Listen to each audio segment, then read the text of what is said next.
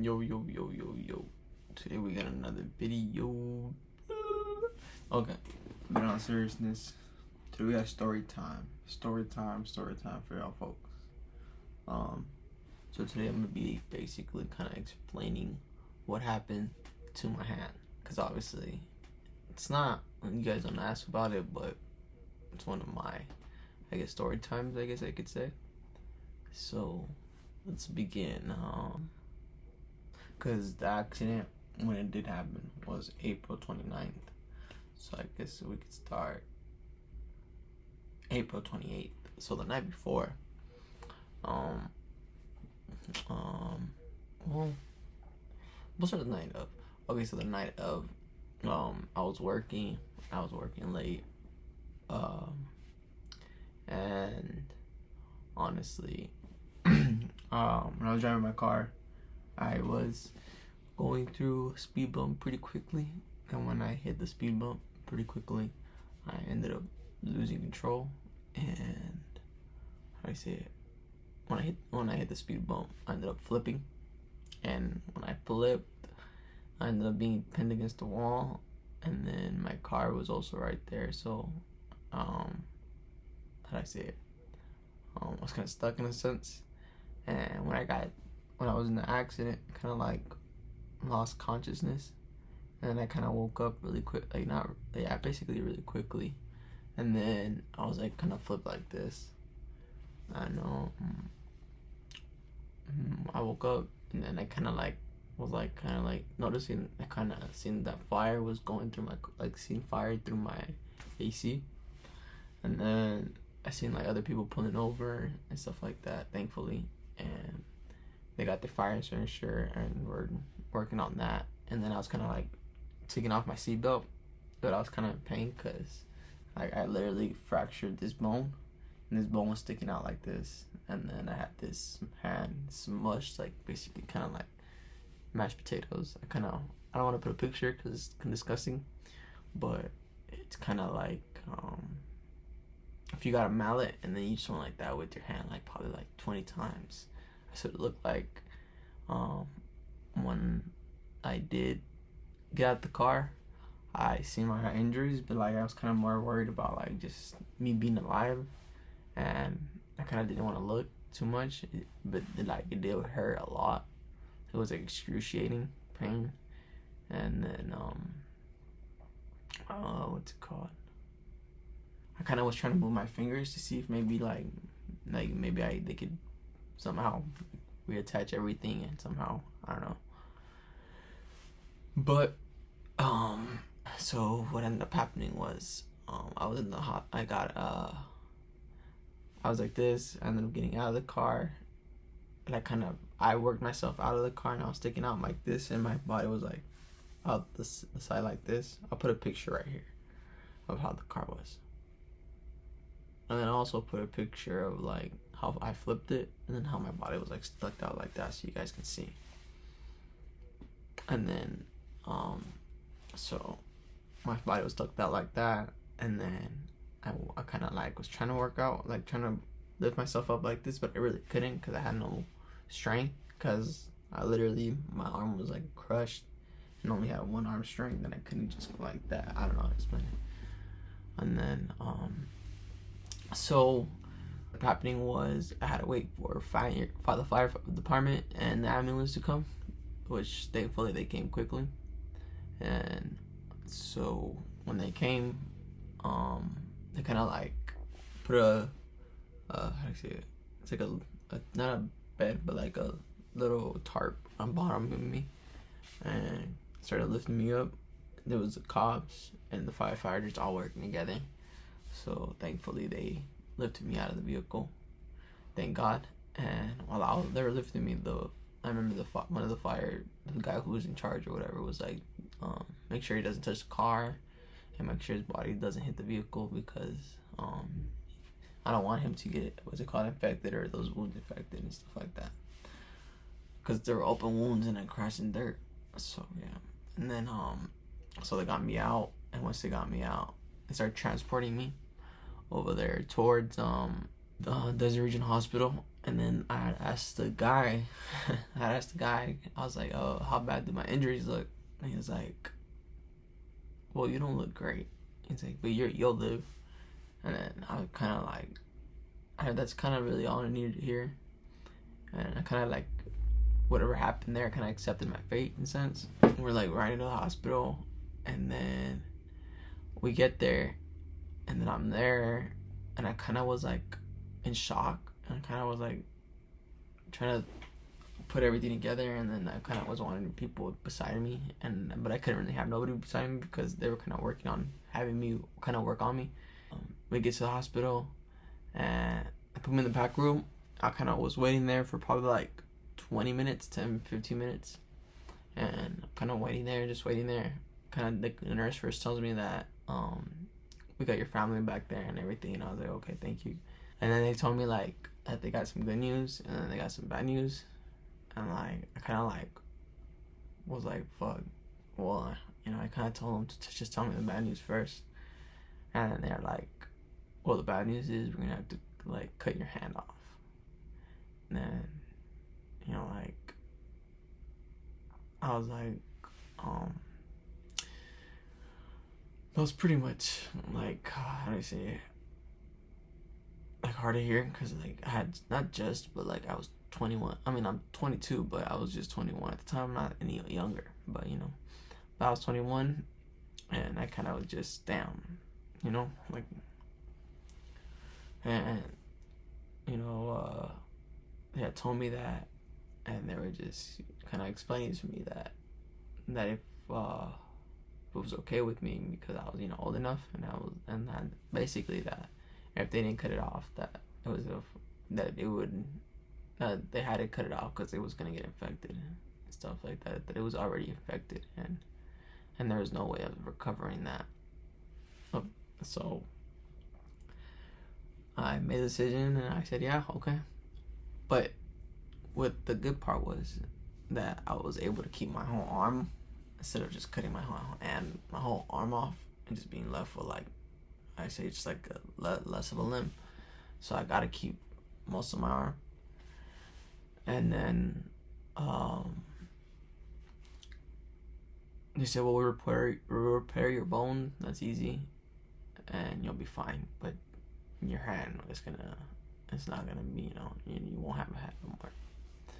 So kind of just accepted my fate on that. And yeah, but I feel like everything happens for a reason, and God always has plans for a bigger purpose, and things sometimes don't work in your favor, and you gotta accept that. And it's not always just about you. There's a bigger purpose in life, and if my lesson can be can serve a purpose for bigger people, stuff like that, it's okay.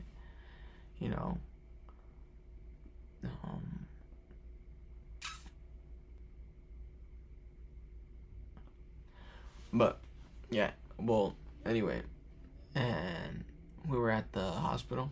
So when we were at the hospital, after they told me that, I was like, okay, accepted it.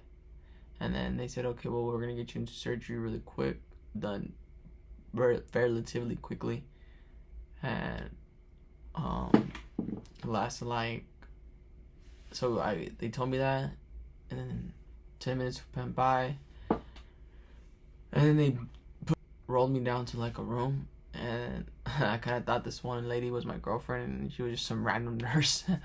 That's funny. And then they're rolling me, and then I get there. They probably start putting me on morphine. They put me on morphine. And when they put me on morphine, I kind of like started just dozing off. And when I dozed off, I started just seeing white, bright lights. Like all white, bright lights. And I couldn't see anything after that.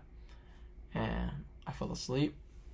And when I woke up, and I was in ICU, and I don't think I had this bone yet repaired, so I had to go to surgery to do that still, but the hand part was done.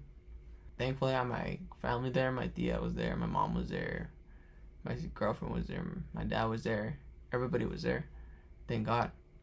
And And then after like a couple hours, I woke up. And they told me just everything was successful and that everything was cool. And that was pretty much it. And oh yeah, and then I had this arm too. I messed up this arm. I forgot about this part. I messed up this arm too. So this whole arm was like kind of cut open and had like the bone showing. But this was the least of my problems, because if I would have got infected too gruesome, I could have lost this arm too. So I had to really take care of this arm when I was at the hospital. Okay, I was in ICU, not the next day, but like when I woke up. Yeah, when I woke up the next day, I had my hand cut off, and they kind of were just waiting for me to wake up so they can take me back to surgery.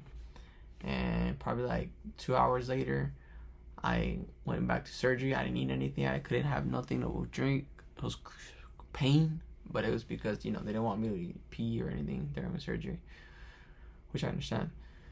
So after I woke up, they brought me to the surgery room. We did it again. I went to morphine again. I went to sleep. They repaired this bone. And that was pretty much it. And then I was not pretty much it, but I was in ICU for a little bit. And shout out to Desert Regional Hospital. They're pretty cool. Just some of the nurses were a little mean, I guess. I want to say not mean, but like kind of strict. The only one I do liked was Gabriel. I remember the nurses weren't, how do I say it? Everything was done. I was in the hospital and I was sleeping, you know, to rest. And I kind of just wanted my girlfriend just to lay next to me. I know that's not allowed, and I understand that, but it's the way, you know, she was telling me. And then like she was my only one that would stay next to me, and my girlfriend stayed with me.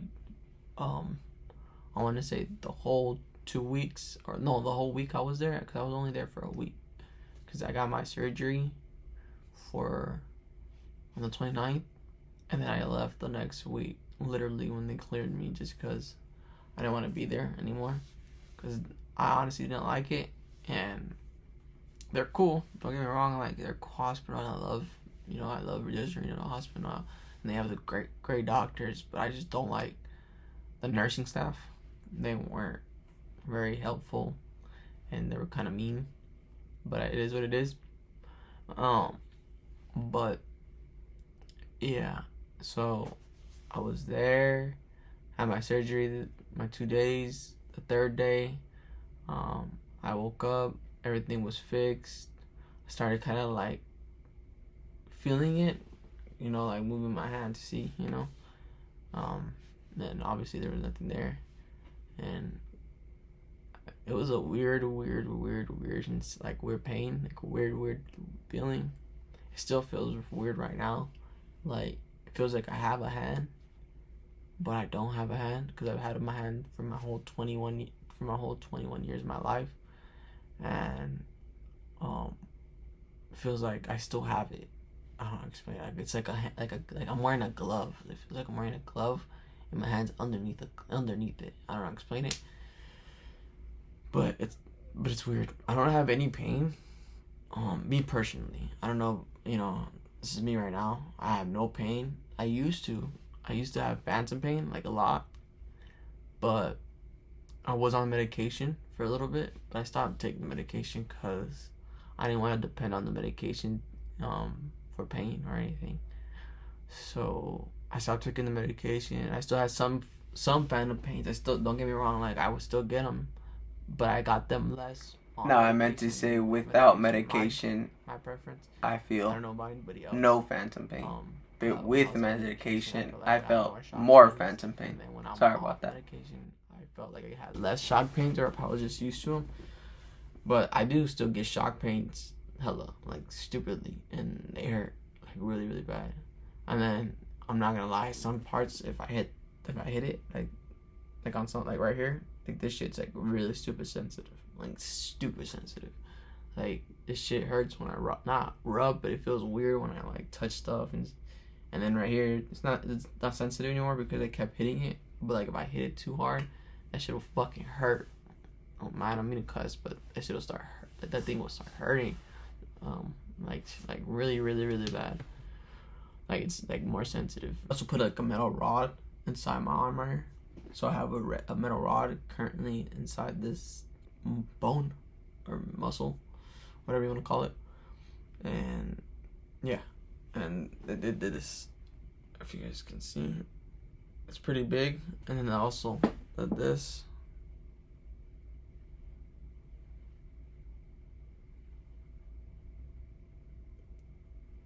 It was worse back then. And then I also had like a neck thing because of my belt, because I was wearing the belt, but that went away, thankfully. But that was pretty much it, honestly. With my scars, and recovery was pretty cool. Not pretty cool, but like not hard in my opinion, because I'm young. I don't know about anybody else, but I know for me, when I first got up, it was good. I currently don't use my prosthetic arm though. You guys want to see? I have it right here. I don't use it just cause like I don't know, I just it hurts me right here. I should probably tell the prosthetic person, but like I really don't care for it. I'm not gonna use it anyway. This is my preference.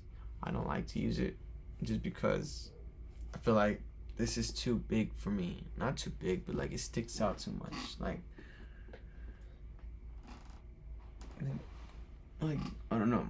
I feel like I'm not trying to stick out. I don't like to stick out. I don't know. I don't really care. But I'm already gonna stick out because of my hand, you know. So that's not even gonna, you know. But I don't really want to stick out as much. And I don't really want to use this, like, you know, or depend on it or anything with this. I know this is probably gonna, you know, be useful for a couple of things I'm gonna need, but I don't want to use it. Not my preference. So if you guys can make an item for me, for my arm or for my hand, so I can use, please.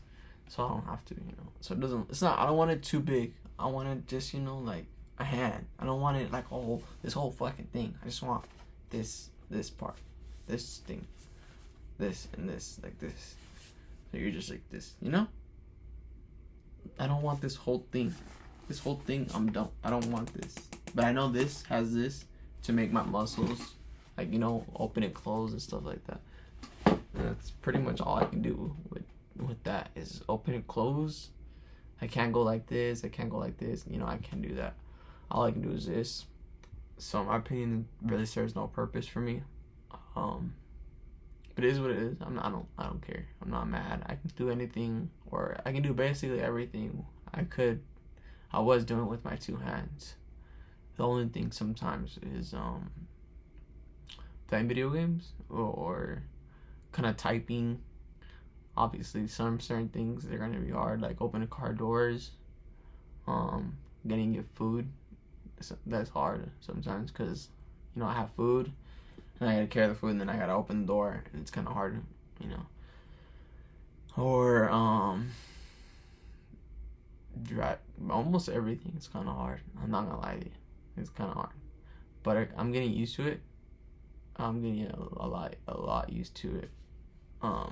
That's why I kind of don't want to use my hand either, because I want to just get used to not doing everything, doing everything without a hand, and then maybe potentially a couple of years, if they invent more things that are better, give me a new hand or something.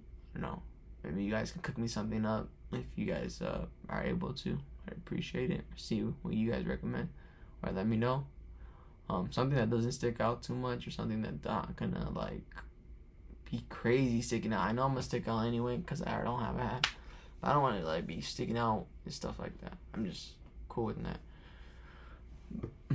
Or what do you guys recommend? What do you suggest I should do? Let me know down below. But so yeah, and so basically, long story short,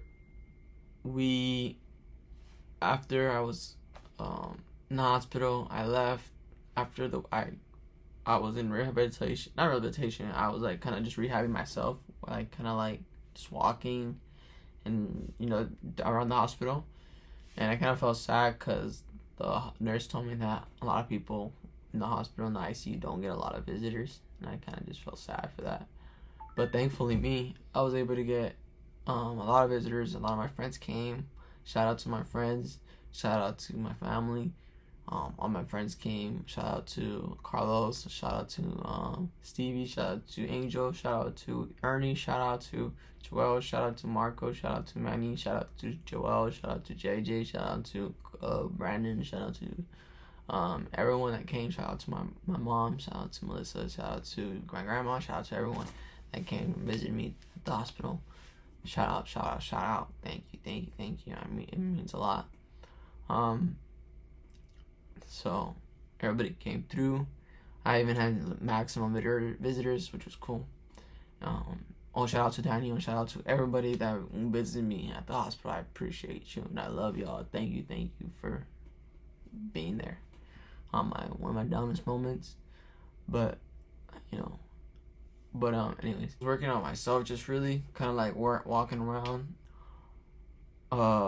After like 3 or 4 days, I kind of just was like, I gotta get going, and I kind of want to get everything back to normal.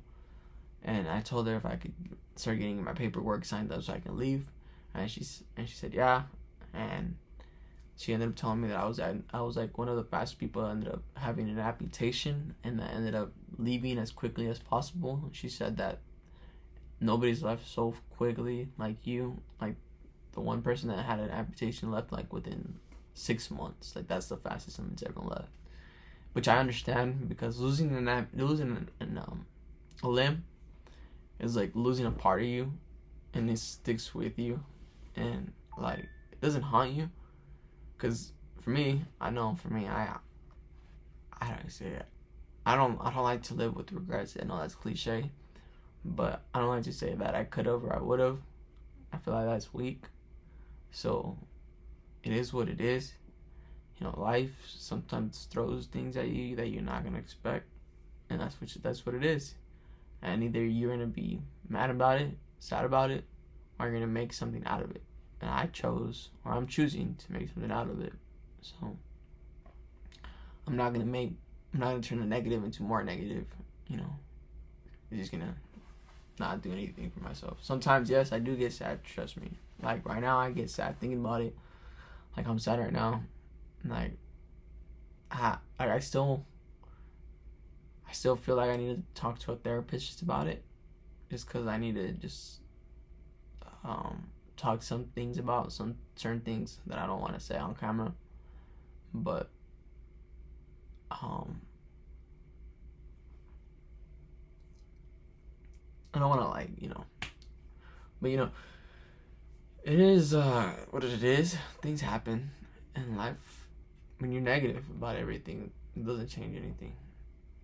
And I kind of grown to be more patient and just be more mindful of things. And I want to let you guys know that. But okay, so after I recovered, I dipped from the hospital. See how long it took me to get the hand, or how long it took me to get this, because I know maybe it might take a while, because this took.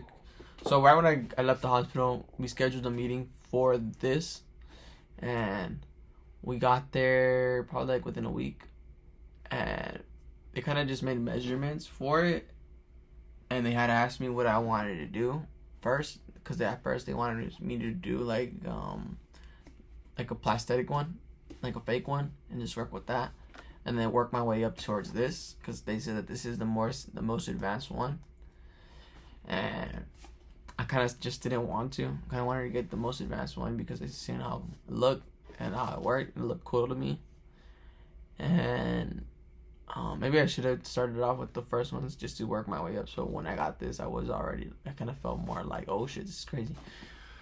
But okay, and they were like, okay, so they took my measurements for that, and we did that within like that week, that week we took measurements, and then probably like 2 months later, it took a while. So 2 months later, They brought me back in for another, I believe, just testing, because they had one like this. They were building it personally, so they had it like mocked up. So I'll put it right here.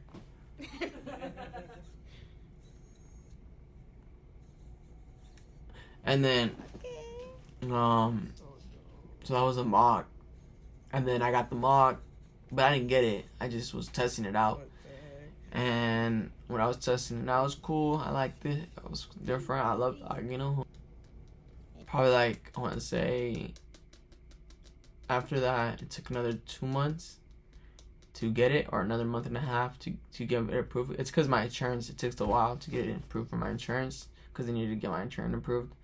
So that's what it took a while. Where I would have had it sooner. And then I was working during the whole time. Like during that whole time I was working. Not while I was on. Well, yeah. I was, because when I had my accident, I was working, and after I had my accident, I was out of work for probably like 5 months. And I got back to work during October of last year. Yeah, of last year. I was just working the whole time until I ended up getting my hand, and I just was doing security for a little bit. Yeah, and I ended up being here with you guys. And so this took probably like 3 months no, longer. 4 months. 4 months to get this whole thing. That took 4 months. That took 4 months.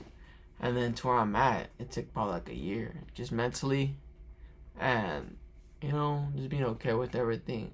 And I'm still working on not going outside, but kind of just being okay with like being out in public still. Cause I'm kind of not shy, but kind of get like, I know I shouldn't care, cause I don't give a fuck. You shouldn't care, but I kind of get like not scared, because I don't care. I don't get scared of no one, but kind of get just kind of feel down about myself when people started looking at my hand. I don't know. It feels different for me, but I really don't care, really, because it is what it is. But this is my story time. I want to see if I'm leaving anything else out. And shout out to my girlfriend, really, for sticking by me for that whole time, too, as well. Shout out to her. Put some pictures right here so you guys can see. And then I left the hospital, came here. Yeah, that's pretty much it. And I'm right here with you guys. 400 subscribers, let's get it. But I just want to say, whatever you guys are doing, be careful. Make sure you know the repercussions behind it with whatever you're doing. I know I'm sounding like lame, but just be mindful.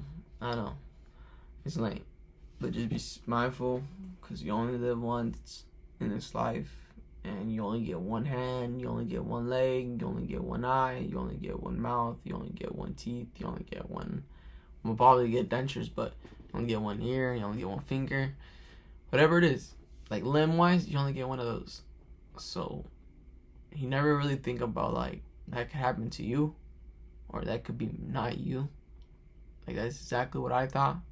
Because anytime I'd see people with amputations, I just would look away. Cause like I knew, like how to say it. It's kind of like not nasty, but like it was scary to me. And I finally have one, and I love it. I love my amputation. Like I love them. Like I don't not love them. I don't not love myself, because that's who I am. That's what happened. That's my story. And like Kung Fu Panda said, just because that chapter's over, that doesn't mean that that's the end of your story. There's still a whole more book to write. You still got a whole book more to write, and I have this whole chapter with you guys to do, and I'm trying to get this word out to you guys, so you guys know that just be careful. And I love you guys, and no matter what happens, like, comment, subscribe. But no, in all seriousness, no matter how that happens, I got you guys. And I know right now we're not a big channel, but we're eventually gonna be big. So remember, we're grind to 100K. This is my story time. I know it's not the best story time because it's my first story time, so I probably need to work on it. But this is what it is. And I'm currently, right now, 22. My birthday is coming up this November. So, woohoo! My birthday's upcoming. So we're turning 23, the big 23, which seems like crazy because I'm already getting old. But yeah, go ahead and like, comment, subscribe for your boy, cause I need to get this. I need to start getting paid for these videos, but I need help, please. I need you guys' help. And that's my story time. I appreciate you guys for listening.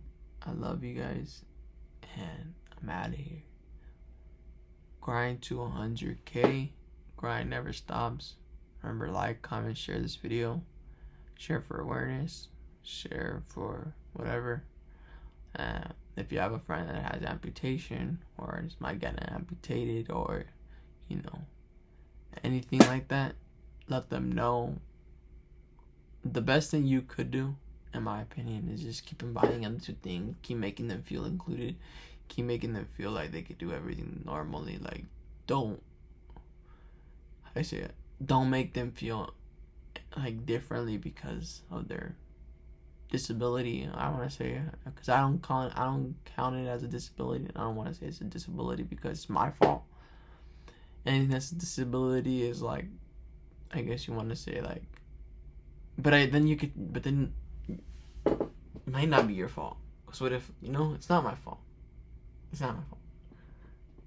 But I don't want to call it a disability, even though it is a disability. I know, just in my preference, it's not. But make them feel included. Make them feel like they're okay, no matter what they do. And yeah. And if you guys got any friends, let me know with an amputation and point them to this channel. Point them to me. Like, comment, subscribe. Grind to 100K. Grind never freaking stops. We're on the road. Let's get it. I'll see you guys in the next video. Woo! Bye. Have a great time.